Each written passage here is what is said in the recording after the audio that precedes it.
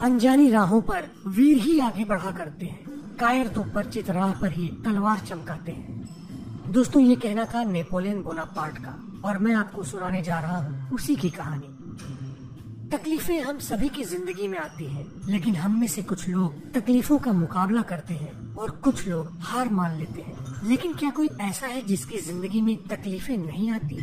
तो क्या हम हार मान लें? नेपोलियन बोनापार्ट की ये एक छोटी सी कहानी शायद आपके हौसलों को बुलंद कर दे, ताकि अगर आपकी जिंदगी में कोई मुसीबत आए तो आप उसका सामना मजबूती के साथ करें। आपने नेपोलियन बोनापार्ट के बारे में सुना होगा। नेपोलियन बोनापार्ट फ्रांस का एक बहादुर, निडर और महान शासक था, जिसको इतिहास के पन्नों पे संसार के एक महान विजेता और सेनापति के तौर पे लिखा गया है। नेपोलियन बोनापार्ट का जन्म 15 अगस्त 1769 में अजाशियो नाम की एक जगह पे हुआ था। पिता का नाम था कार्लो बोनापार्ट और माँ का नाम था लेटिजिए रमोलिनो। नेपोलियन बोनापार्ट का विवाह मैरी लुइस के साथ हुआ था।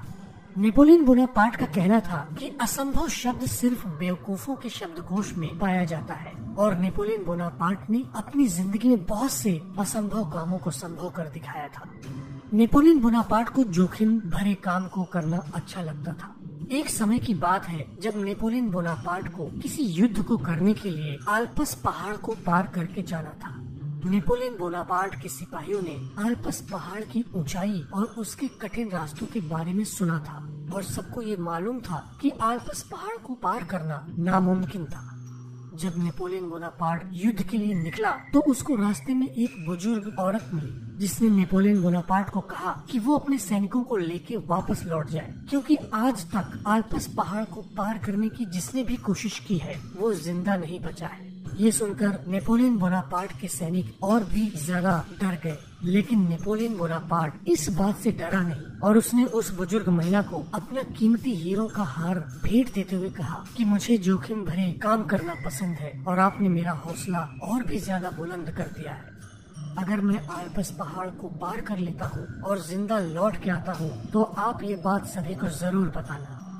वो बुजुर्ग औरत नेपोलियन बोनापार्ट की बातों को सुनकर बहुत ही ज्यादा प्रभावित हुई, और उसने नेपोलियन बोनापार्ट को आशीर्वाद भी दिया कि तुम जरूर आल्प्स पहाड़ को पार करके अपने मकसद में कामयाब होगे। लेकिन सैनिकों को कौन समझाता, और उन लोगों ने आगे बढ़ने से इनकार कर दिया। नेपोलियन बोनापार्ट ने सभी सैनिकों को अपने पास बुलाया और पूछा कि क्या किसी ने आल्प्स पहाड़ को पहले कभी देखा है। सभी सैनिकों ने कहा कि उन्होंने पहले आल्प्स पहाड़ को नहीं देखा है। इस बात पे नेपोलियन बोनापार्ट ने सैनिकों से कहा कि तुम सब मेरे साथ आगे बढ़ो। जब आल्प्स पहाड़ आएगा तो मैं तुम लोगों को बता दूंगा, फिर तुम लोग मुझे बता देना कि तुमको आगे बढ़ना है या नहीं।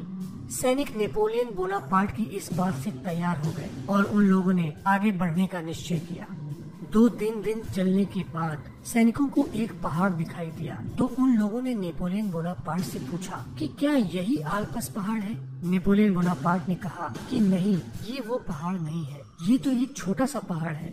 इस पहाड़ को पार करने के बाद इससे करीब 1.5 गुना ज्यादा बड़ा एक और पहाड़ आएगा, वही आल्प्स पहाड़ है। ये सुनकर नेपोलियन बोनापार्ट की सेना आगे बढ़ गई। उस पहाड़ को पार करने के बाद वो सभी एक बड़े से मैदान में पहुँचे, जहाँ आगे सिर्फ मैदानी इलाका था। ये देख के सैनिकों ने नेपोलियन बोनापार्ट से पूछा कि आल्प्स पहाड़ अभी कितना आगे है। ये सुनकर नेपोलियन बोनापार्ट हंसा और बोला, किस आल्प्स पहाड़ की बात कर रहे हो? आल्प्स पहाड़ तो हम लोगों ने पार कर लिया है।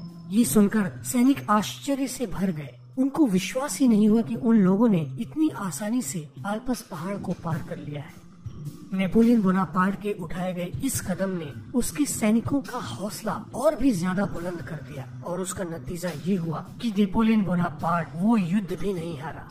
नेपोलियन बोनापार्ट को अपने ऊपर पूरा विश्वास था, और यही कारण था उसको अपने जीवन में बहुत बार सफलता मिली, जिसने उसको एक सिपाही से फ्रांस का सम्राट बना दिया। नेपोलियन बोनापार्ट की लंबाई कम थी और इसलिए उसको लिटिल कॉर्पोरल भी कहा जाता है, लेकिन अपने बुलंद हौसलों के कारण उसने जिस ऊंचाइयों को छुआ उसको चुनौती देना भी किसी बहादुर योद्धा के लिए आसान नहीं था।